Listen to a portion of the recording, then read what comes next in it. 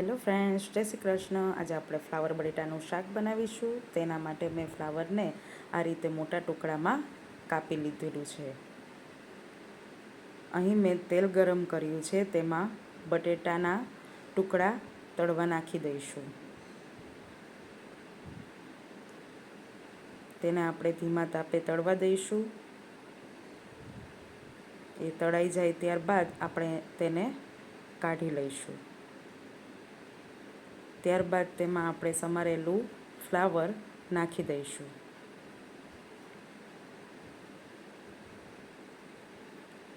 તેને પણ ધીમા તાપે આપણે તળવા દઈશું. ફ્લાવર તળાઈ જાય ત્યારબાદ તેને કાઢી લઈશું. હવે મેં વધારાનું તેલ કાઢી લીધેલું છે. તેમાં આપણે રાઈ, જીરું અને રાઈ જીરું કકડી જાય ત્યારબાદ તેમાં હિંગ નાખી દઈશું.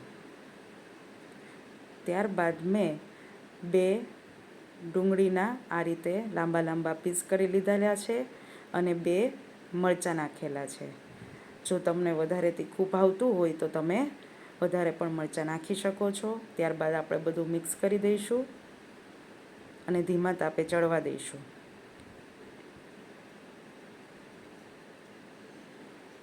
તમે જોઈ શકો છો ફ્રેન્ડ્સ, આપણી ડુંગળી સરસ ચડી ગઈ છે. ત્યારબાદ આપણે તેમાં 1 ટામેટું સમારેલું ઉમેરી દઈશું. ત્યારબાદ હળદર, લાલ મરચું પાવડર, ધાણા જીરું પાવડર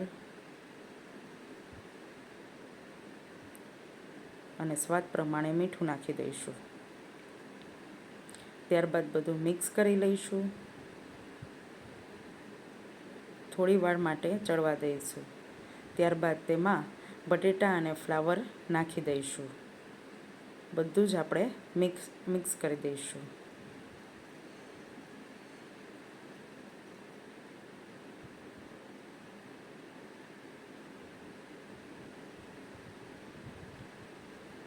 તમે જોઈ શકો છો ફ્રેન્ડ્સ, આપણું શાક સરસ રેડી થઈ ગયું છે. હવે આપણે તેને સર્વ કરીશું. જો તમને મારી રેસીપી ગમી હોય તો મારી ચેનલને સબસ્ક્રાઈબ કરો અને મારી રેસીપીને લાઈક કરો. બાય ફ્રેન્ડ્સ, જય શ્રી કૃષ્ણ.